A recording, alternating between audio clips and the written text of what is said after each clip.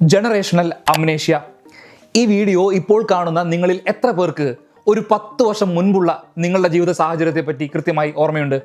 ഓരോ കാലഘട്ടത്തിലും മനുഷ്യർ തങ്ങൾ നിലവിൽ ജീവിക്കുന്ന അവസ്ഥയെ നോക്കി ഈ അവസ്ഥ നോർമൽ, ഇതാണ് സ്വാഭാവികമായിട്ടുള്ള അവസ്ഥ എന്ന് കരുതും. ഒപ്പം തന്നെ അതിന് തൊട്ട് മുൻപുള്ള കാലത്തെ അവസ്ഥയെ പാടെ അങ്ങ് മറക്കുകയും ചെയ്യും.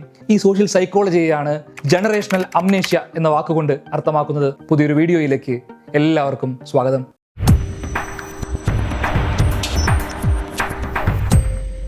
ഒരാഴ്ച മുൻപേ എൻ്റെ സുഹൃത്തുമായി നടന്ന ഒരു സംഭാഷണമാണ് ഈ വീഡിയോ ചെയ്യാൻ എന്നെ പ്രേരിപ്പിച്ചത്. കേരളം കുറേ മാറിയല്ലോ എന്ന എൻ്റെ ഒരു പാസീവായിട്ടുള്ള കമൻറ്റിനോട് എൻ്റെ സുഹൃത്ത് ഒരുപാട് തർക്കിച്ചു. കേരളം അങ്ങനെ വലിയ മാറ്റമൊന്നും ഉണ്ടായിട്ടൊന്നുമില്ല. ഒരു 10 വർഷം മുൻപത്തെ കേരളവും ഇപ്പോഴത്തെ കേരളം ഏതാണ്ട് ഒരുപോലൊക്കെ തന്നെയാണ്. ചെറിയ മാറ്റങ്ങളൊക്കെ ഉണ്ടായിട്ടുണ്ടാവാം എന്നായിരുന്നു സുഹൃത്തിൻ്റെ വാദം. എൻ്റെ സുഹൃത്തിൻ്റേത് ഒരു ജനറേഷണൽ അംനേഷ്യയാണോ അതോ എനിക്കാണോ തെറ്റുപറ്റിയത് എന്ന തോന്നൽ എനിക്കപ്പോൾ ഉണ്ടായി. അങ്ങനെ വന്നപ്പോൾ 10 വർഷം മുൻപുള്ള കേരളവും ഇപ്പോഴത്തെ കേരളവും തമ്മിലുള്ള കാര്യമായിട്ടുള്ള എന്തെങ്കിലും മാറ്റങ്ങളുണ്ടോ എന്ന് മനസ്സിലാക്കാൻ, വസ്തുതകൾ വെച്ച് ഫാക്ട്സ് വെച്ച് മനസ്സിലാക്കാൻ ഞാൻ തീരുമാനിച്ചു. ഈ കമ്പാരിസന് വേണ്ടി ആദ്യം ഏത് മേഖല എടുക്കും എന്നിങ്ങനെ ആലോചിച്ച് നിൽക്കുന്ന സമയത്താണ് എനിക്കൊരു വകുപ്പിനെ പറ്റി ഓർമ്മ വന്നത്. നിലവിലെ കേരളത്തിലെ സർക്കാർ ഏറ്റവും കൂടുതൽ വിമർശനവും തെറിവിളിയും കേട്ട ഒരു വകുപ്പാണ് ആഭ്യന്തര വകുപ്പ്. അപ്പോൾ ആഭ്യന്തര വകുപ്പിൻ്റെ ഡാറ്റ തന്നെ എടുക്കാമെന്ന് ഞാൻ വിചാരിച്ചു. അങ്ങനെ എടുത്തപ്പോഴാണ് ഇത് കാണുന്നത്. ഇത് 2011 മുതൽ 2026 വരെയുള്ള കേരളത്തിലെ ക്രൈമിൻ്റെ സ്റ്റാറ്റിസ്റ്റിക്സ് ആണ്. 2011 മുതൽ 2016 വരെ കേരളം ഭരിച്ചത് UDF സർക്കാരാണ്. ആ 5 വർഷത്തെ കാലയളവിൽ കേരളത്തിലെ ക്രൈം റേറ്റ് ഉയർന്നു വരുന്നതിൻ്റെ പാറ്റേൺ നിങ്ങളൊന്ന് നോക്കിയേ. ഇനി 2016 മുതൽ 2025 വരെയുള്ള ഡാറ്റ നമുക്ക് എടുത്ത് നോക്കാം. ക്രൈമിൻ്റെ തോത് കുറഞ്ഞു വരുന്നത് നിങ്ങൾ ശ്രദ്ധിച്ചോ? അതായത് കഴിഞ്ഞ 10 വർഷം കൊണ്ട് മുൻപുള്ള UDF ഭരണകാലത്തെ അവസ്ഥയിൽ നിന്നും വിഭിന്നമായി കേരളത്തിലെ ക്രൈം റേറ്റ് കുറഞ്ഞു വരുന്നു എന്നർത്ഥം. അപ്പോൾ എനിക്ക് തെറ്റിയതല്ല, അറ്റ്ലീസ്റ്റ് ഈ കാര്യത്തിൽ എനിക്കല്ല തെറ്റിയത്, എൻ്റെ സുഹൃത്തിനാണ് ജനറേഷണൽ അംനേഷ്യ വന്നത് എന്ന് ഉറപ്പിക്കാം. പക്ഷെ ഇവിടെ കൊണ്ട് നമുക്ക് നിർത്താൻ കഴിയില്ലല്ലോ. മറ്റു മേഖലകളിലെ താരതമ്യങ്ങൾ കൂടെ ആവശ്യമാണ്. 2011 മുതൽ 2016 വരെ കേരളം ഭരിച്ച UDF സർക്കാരിലെ ഇലക്ട്രിസിറ്റി വകുപ്പ് നമുക്കെടുക്കാം. അന്നത്തെ വൈദ്യുതി മന്ത്രിയായിരുന്ന ശ്രീ ആര്യടൻ മുഹമ്മദിനെ അന്നത്തെ ജനങ്ങളോട് ഫ്രിഡ്ജിനെ പറ്റി പറയാനുള്ളത് എന്താണെന്ന് കേൾക്കാം. ഫ്രിഡ്ജിനെ പറ്റി 24 മണിക്കൂറും ഫ്രിഡ്ജ് ഓൺ ചെയ്യണം. ഞാൻ ഒരു കാര്യം ചോദിക്കട്ടെ, നമുക്ക് ഒരു 8 മണിക്കൂറെങ്കിലും റെസ്റ്റ് ഇല്ലെങ്കിൽ എത്ര ദിവസം ജീവിക്കും? ഇത് മനുഷ്യനുണ്ടാക്കുന്ന ഒരു യന്ത്രമാണ് ഈ ഫ്രിഡ്ജ്. അത് 24 മണിക്കൂറും ഉപയോഗിച്ചാൽ അതിന് തകരാറ് വരില്ലേ? അതൊരു 2-3 മണിക്കൂർ നിങ്ങളൊന്ന് ഓഫാക്കിയാൽ വൈകുന്നേരം ഒരു 6 മണി മുതൽ 9 മണി വരെ വേണ്ട. അതായത് വൈകിട്ട് 6 മണി മുതൽ രാത്രി 9 മണി വരെ കേരളത്തിലെ ഫ്രിഡ്ജുകൾ ഓഫാക്കിയിട്ടോളൂ എന്ന്. അത് കേരളത്തിലെ ജനങ്ങളുടെ വീട്ടിലെ ഫ്രിഡ്ജ് കംപ്ലൈൻറ്റ് ആവണ്ട എന്ന് കരുതി ഒരു മന്ത്രി എന്ന നിലയിൽ ചിലപ്പോൾ പറഞ്ഞതായിരിക്കാം. അത് നമുക്ക് അങ്ങനെ കരുതി വിടാം. പക്ഷേ അന്നത്തെ യഥാർത്ഥത്തിലുള്ള ഒരു അവസ്ഥ മനസ്സിലാക്കണമെങ്കിൽ ഈ വീഡിയോ കാണണം. സംസ്ഥാനത്ത് 1 മണിക്കൂർ ലോഡ് ഷെഡിംഗ് ഇന്ന് മുതൽ പ്രാബല്യത്തിൽ വരും. പകൽ 1/2 മണിക്കൂറും രാത്രി 1/2 മണിക്കൂറുമായിരിക്കും നിയന്ത്രണം. വിളക്കൻകാലിലെ ചുവട്ടിലിരുന്ന് പഠിച്ച് മഹാന്മാരായി മാറിയവരുടെ കഥകൾ കേട്ടിട്ടല്ല ഈ പഠിത്തം. അടുത്ത കറണ്ട് ബില്ല് കിട്ടുമ്പോൾ ഷോക്കേൽക്കാതിരിക്കാനുള്ള മുൻകരുതൽ എന്ന നിലയിൽ ആരോ പറഞ്ഞു കൊടുത്ത വിദ്യയാണ്. ഇവിടെയും കൂട്ടപഠിത്തമാണ്. അയൽപ്പക്കത്തെ കുട്ടികളെല്ലാം ഉണ്ട്. മണ്ണെണ്ണ വിളക്ക് റെഡിയാണ്, കറണ്ട് പോകാറായി. മണ്ണെണ്ണ വിളക്ക് റെഡിയാണ്, കറണ്ട് പോകാറായി. 10 വർഷം മുൻപുള്ള കേരളത്തിലെ ഊർജ്ജ മേഖലയെ സംബന്ധിച്ച് നിരവധി വാർത്തകളും റിപ്പോർട്ടുകളും ഉണ്ട്. ജനറേഷണൽ അംനേഷ്യ സംഭവിച്ചവർക്ക് ഇത്രയെങ്കിലും കണ്ടാൽ ചിലതെങ്കിലും ഓർമ്മ വരും എന്ന് നമുക്ക് കരുതാം. നമുക്കിനി അടുത്ത വിഷയത്തിലേക്ക് പോവാം. ഞാൻ ഇനി കാണിക്കാൻ പോകുന്നത് 2014 ഒരു വീഡിയോയാണ്. ഗൈഡ് ലോബികളെ സഹായിക്കാൻ പാഠപുസ്തക അച്ചടി വൈകിപ്പിക്കുന്നതായി ആരോപണം. സ്കൂൾ തുറന്ന് 1.5 മാസം കഴിഞ്ഞിട്ടും പാഠപുസ്തകങ്ങൾ എത്തിക്കാൻ വിദ്യാഭ്യാസ വകുപ്പിന് ആയിട്ടില്ല. അപ്പോൾ ഇവിടെ 2-3 പേർക്കൊക്കെ ബുക്കുള്ളൂ. ഞങ്ങൾക്ക് പലർക്കും പുസ്തകം അങ്ങനെയൊന്നുമില്ല. ആരുടെയും ബുക്ക് കിട്ടുവാണേലേ നോക്കാൻ പറ്റും. പാഠഭാഗങ്ങളൊക്കെ പഠിപ്പിക്കുമ്പോൾ ഞങ്ങൾക്ക് വീട്ടിൽ ചെന്നൊക്കെ നോക്കാൻ വളരെ ബുദ്ധിമുട്ടാണ്. ഒട്ടുമിക്ക വിദ്യാലയങ്ങളിലും ആവശ്യപ്പെട്ടതിന്റെ പകുതിയോടെ അടുത്ത പുസ്തകങ്ങളും കിട്ടിയിട്ടില്ല എന്നത് കുട്ടികളെ പോലെ അധ്യാപകരെയും ബുദ്ധിമുട്ടിലാക്കിയിരിക്കുന്നു. അതാണ് അന്നത്തെ ഒരു അവസ്ഥ. ഇന്നെങ്ങനെയാണ്? കുട്ടികൾക്ക് കൃത്യമായി സമയത്തിന് പാഠപുസ്തകങ്ങളൊക്കെ കിട്ടുന്നുണ്ടോ? ഇന്നും കൈയടിക്കേണ്ട ഒരു പ്രഖ്യാപനം മന്ത്രിയുടെ ഭാഗത്തു നിന്ന് വന്നിരിക്കുകയാണ്. അടുത്ത അധ്യയന വർഷത്തിലേക്കുള്ള സ്കൂൾ പാഠപുസ്തകങ്ങൾ ഫെബ്രുവരി 13 മുതൽ വിതരണം ചെയ്യും. അതായത് ഈ വർഷത്തെ പരീക്ഷ നടന്നിട്ടില്ല, സ്കൂൾ അടച്ചിട്ടില്ല, അവധി തുടങ്ങിയിട്ടില്ല. പക്ഷേ അടുത്ത വർഷത്തേക്കുള്ള പുസ്തകങ്ങൾ തയ്യാറാണ്. മറ്റന്നാൾ മുതൽ വിതരണം തുടങ്ങും. തീർന്നില്ല. കാണുമ്പോൾ തന്നെ വല്ലാത്തൊരു ബുദ്ധിമുട്ട് തോന്നുന്ന ഒരു വാർത്ത, ഒരു വീഡിയോ നമുക്ക് കാണാം. രാവിലെ വീട്ടിൽ നിന്നിറങ്ങി തിരിച്ചെത്തുന്നത് വരെ മണിക്കൂറുകൾ സ്കൂളുകളിൽ ചെലവഴിക്കുന്ന നമ്മുടെ കുട്ടികൾക്ക് പേടി സ്വപ്നമാവുകയാണ് സ്കൂളുകളിലെ മൂത്രപ്പുരകൾ.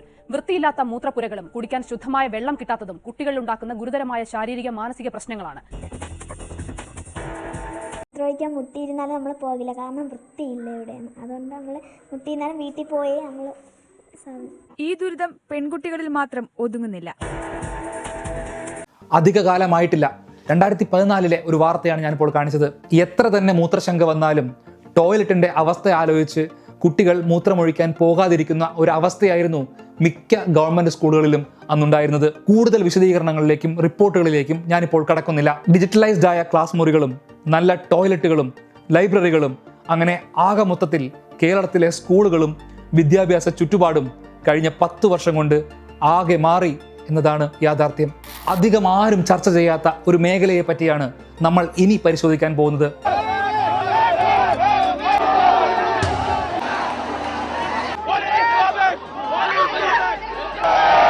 നിങ്ങളിപ്പോൾ കണ്ടത് 2012 ഫെബ്രുവരി 13 ഒരു സംഭവമാണ്. തിരുവനന്തപുരം വിളപ്പിൽ ശാലയിൽ മാലിന്യം നിക്ഷേപിക്കാൻ പോലീസിന്റെ സഹായത്തോടെ വരുന്ന മാലിന്യം നിറച്ച ലോറികളെ നാട്ടുകാർ തടയുന്നതാണ് നിങ്ങളിപ്പോൾ കണ്ടുകൊണ്ടിരിക്കുന്നത്. ഇനി കാണിക്കാൻ പോകുന്നതാണ് തൃശ്ശൂരിലെ ലാലൂർ എന്ന സ്ഥലത്തിന്റെ ഒരവസ്ഥ. ലാലൂരിലെ വിഷമതകൾ കാണാനായി മന്ത്രിമാരും സാംസ്കാരിക നായകരും ഇവിടെ വന്നുപോയി. യോഗങ്ങളും ധാരണയും പലതുണ്ടായി, പക്ഷെ കാര്യമുണ്ടായില്ല. സംസ്കരിക്കാതെ മാലിന്യങ്ങൾ ഇവിടെ കുന്നുകൂടുന്നു. രോഗാണുക്കളുടെയും ഈച്ചയുടെയും പുഴുവിന്റെയും കൊതുകിന്റെയും എലിയുടെയും വളർത്തുകേന്ദ്രമായി ലാലൂർ മാറിയിരിക്കുന്നു. വിളപ്പിൽ ശാലയോ ബ്രഹ്മപുരമോ ലാലൂരോ മാത്രമായിരുന്നില്ല. തിരുവനന്തപുരം മുതൽ കാസർഗോഡ് വരെ കേരളത്തിലെ മാലിന്യ സംസ്കരണവുമായി ബന്ധപ്പെട്ട് കേരളത്തിൽ നിരന്തരമായ സമരങ്ങളായിരുന്നു. ഭരിച്ചുകൊണ്ടിരുന്നത് UDF ആയിരുന്നു. UDFന്റെ ഭരണത്തിന് ശേഷം ഈ മാലിന്യ കൂമ്പാരങ്ങൾക്കൊക്കെ എന്താണ് സംഭവിച്ചത്? വിളപ്പിൽ ശാലയെന്ന് കേട്ടാൽ മൂക്കു പൊത്തുന്ന ഒരു കാലമുണ്ടായിരുന്നു തിരുവനന്തപുരത്തുകാർക്ക്. വലിയ സമരത്തിന്റെയും പ്രക്ഷോഭത്തിന്റെയും ഒക്കെ കാലമുണ്ടായിരുന്നു. എന്താണ് ഇപ്പോൾ വിളപ്പിൽ ശാലയിൽ ഉള്ളത്? ഇന്ന് വിളപ്പിൽ ശാലയിൽ മാലിന്യ കൂമ്പാരങ്ങളില്ല. അവിടെ ഇപ്പോൾ ഒരു ടെക്നിക്കൽ യൂണിവേഴ്സിറ്റി വരാൻ പോകുന്നു. അന്നത്തെ ലാലൂർ കണ്ടില്ലേ? ഇന്നത്തെ ലാലൂർ എങ്ങനെയാണെന്ന് കാണണ്ടേ? അന്ന് മാലിന്യ കൂമ്പാരം കിടന്നിരുന്ന തൃശ്ശൂരിലെ ലാലൂരിൽ ഇന്ന് IM വിജയന്റെ പേരിലുള്ള ഒരു സ്പോർട്സ് കോംപ്ലക്സ് ആണ്.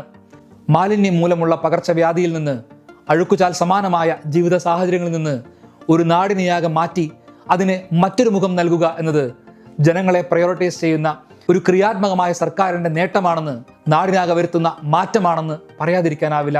ജനറേഷണൽ അംനേഷ്യയാൽ നമ്മൾ മറന്നു പോകരുതാത്തതായ അനവധി കാര്യങ്ങളുണ്ട്. എല്ലാം ഈ വീഡിയോയിൽ ഉൾപ്പെടുത്തിയാൽ ഈ വീഡിയോ ഇന്ന് തീരില്ല. എങ്കിലും അവസാനമായി ഒരു കാര്യം കൂടെ ഞാൻ കാണിക്കാം. സംസ്ഥാനത്തെ ദേശീയപാത വികസന പദ്ധതികൾ സ്തംഭനത്തിലേക്ക് നീങ്ങുന്നതായി തിരുവനന്തപുരം ബ്യൂറോ റിപ്പോർട്ട് ചെയ്യുന്നു. സ്ഥലമെടുപ്പ് നടപടികൾ വൈകുന്നതിനാൽ ഓഫീസുകൾ പൂട്ടാൻ ദേശീയപാത അതോറിറ്റി തീരുമാനിച്ചു. ലക്ഷങ്ങൾ ചെലവഴിച്ച് ഓഫീസുകൾ മാത്രം പ്രവർത്തിച്ചിട്ട് കാര്യമില്ലെന്ന് സംസ്ഥാനത്തിനയച്ച കത്തിൽ ദേശീയപാത അതോറിറ്റി അധികൃതർ വ്യക്തമാക്കി. സ്ഥലമെടുപ്പായിരുന്നു പ്രശ്നം. കുടിയൊഴിപ്പിക്കപ്പെടുന്നവർക്ക് അർഹമായ കോമ്പൻസേഷൻ നൽകാൻ കഴിയാതെ വന്നപ്പോഴാണ് അന്ന് UDFന്റെ കാലത്ത് ദേശീയപാത വികസനം വഴിമുട്ടിയത്. 2016 UDF മാറി LDF ഗവൺമെന്റ് വന്നപ്പോൾ ഈ സ്ഥലമെടുപ്പിനെ സംബന്ധിച്ച് പുതിയൊരു തീരുമാനമെടുത്തു. ദേശീയപാതയാണെങ്കിലും വികസനത്തിന്റെ ഭാഗമായാണെങ്കിലും കുടിയൊഴിപ്പിക്കപ്പെടുന്നവർക്ക് അർഹമായ കോമ്പൻസേഷൻ നൽകാൻ, അതും സംസ്ഥാന സർക്കാരിന്റെ ഖജനാവിൽ നിന്ന് നൽകാൻ സർക്കാർ തീരുമാനിച്ചു. ദേശീയപാത ഉദ്യോഗസ്ഥരുടെ കേരളത്തിലെ ഓഫീസ് പൂട്ടിപ്പോകുന്ന ആ UDF ഭരണകാലത്ത് നിന്ന് മാറി ദേശീയപാതയുടെ നിർമ്മാണം ഏതാണ്ട് ഇന്ന് കേരളത്തിൽ പൂർത്തിയായ അവസ്ഥയിലാണ്. ദേശീയപാത വികസനം മാത്രമല്ല, കേരളത്തിന്റെ തന്നെ തനത് പ്രൊജക്റ്റുകളായ മലയോര ഹൈവേയും തീരദേശ ഹൈവേയും വാട്ടർ മെട്രോയും കഴിഞ്ഞ 10 വർഷത്തിനുള്ളിൽ കേരളത്തിൽ വന്ന മാറ്റങ്ങളിൽ ചിലത് മാത്രമാണ്. കേരളത്തിൽ ആദ്യമായി ഒരു സർക്കാർ ആശുപത്രിയിൽ ശ്വാസകോശം മാറ്റിവെച്ചതും, ഇന്ത്യയിൽ തന്നെ ആദ്യമായി ഒരു സർക്കാർ ജനറൽ ഹോസ്പിറ്റലിൽ ഹൃദയം മാറ്റിവെച്ചതും നിലവിൽ ഭരിക്കുന്ന സർക്കാരിന്റെ കാലത്താണ്. പൊതുവിലെല്ലാവരും ശാപവായ്പോടെ കണ്ടിരുന്ന KSRTCയുടെ മുഖച്ഛായ മാറിയതും, കേരളം മുഴുവൻ നവീകരിക്കപ്പെട്ട ചെറുതും വലുതുമായ റോഡുകളും പാലങ്ങളും അങ്ങനെ തുടങ്ങി കേരളത്തിന്റെ അടിസ്ഥാന പശ്ചാത്തല സൗകര്യ വികസനത്തിൽ കേരളം ഒരു വലിയ കുതിച്ചുചാട്ടം നടത്തിയത് ഈ കഴിഞ്ഞ 10 വർഷത്തിനുള്ളിലാണ്. ഓഫ് ടോപ്പിക് ആയിട്ട് ഒരു കാര്യം, ഈ വീഡിയോ കാണുന്ന ചിലരെങ്കിലും ഇപ്പോൾ ആലോചിക്കുന്നുണ്ടാവും, ചേട്ടാ ഇവൻ വന്നിരുന്ന് ഇങ്ങനെ തള്ളി മറിക്കുവാണല്ലോ എന്ന്. അങ്ങനെ ആരെങ്കിലും കരുതുന്നുണ്ടെങ്കിൽ ഞാൻ ഈ പറഞ്ഞ എല്ലാ വിഷയങ്ങളും നിങ്ങൾക്ക് സെർച്ച് ചെയ്യാവുന്നതാണ്. ഞാൻ പറഞ്ഞ വിഷയങ്ങൾ മാത്രമല്ല, ഒരു കഴിഞ്ഞ 10 വർഷം മുൻപുള്ള കേരളത്തിന്റെ ഓരോ മേഖലയും എടുത്ത് നിങ്ങൾക്ക് താരതമ്യം ചെയ്യാവുന്നതാണ്. രാഷ്ട്രീയം സസൂക്ഷ്മം വീക്ഷിക്കുന്ന ഒരു ചെറു ന്യൂനപക്ഷത്തിനൊഴികെ ബഹുഭൂരിപക്ഷം പേർക്കും ഞാൻ തുടക്കത്തിൽ സൂചിപ്പിച്ച ജനറേഷണൽ അംനേഷ്യ സംഭവിക്കാനിടയുണ്ട്. ഒരു 10 വർഷം മുൻപ് കേരളം എങ്ങനെയായിരുന്നു എന്ന് മറന്നുപോകാൻ ഇടയുണ്ട്. പുതിയ തലമുറയിലെ ആളുകൾക്ക് മാത്രമല്ല, പഴയ തലമുറയിലെ തലമുതിർന്ന ചില സാംസ്കാരിക നായകന്മാർക്കുൾപ്പെടെ പ്രത്യേകതരം അംനേഷ്യ വരുന്ന ഒരു കാലഘട്ടമാണ്. അതുകൊണ്ടാണ് ഇത്തരം വീഡിയോകളും ഓർമ്മപ്പെടുത്തലുകളും കമ്പാരിറ്റീവ് ഡോക്യുമെന്റേഷനുകളും ആവശ്യമായി വരുന്നത്. ഞാൻ ഈ വീഡിയോയിൽ പറയാൻ വിട്ടുപോയ കഴിഞ്ഞ 10 വർഷത്തിനുള്ളിലെ പോസിറ്റീവോ നെഗറ്റീവോ ആയിട്ടുള്ള മാറ്റങ്ങൾ നിങ്ങൾക്ക് ഇതിന് താഴെ കമൻ്റായി രേഖപ്പെടുത്താം. നമ്മൾ ഓർക്കുക, നമ്മൾ എങ്ങനെ നമ്മളായെന്ന് എന്ന കടമ്മനിട്ടയുടെ വരിയോടുകൂടി ഈ വീഡിയോ ഇവിടെ പൂർണ്ണമാവുകയാണ്. അടുത്ത വീഡിയോയിൽ വീണ്ടും കാണാം. നന്ദി, നമസ്കാരം.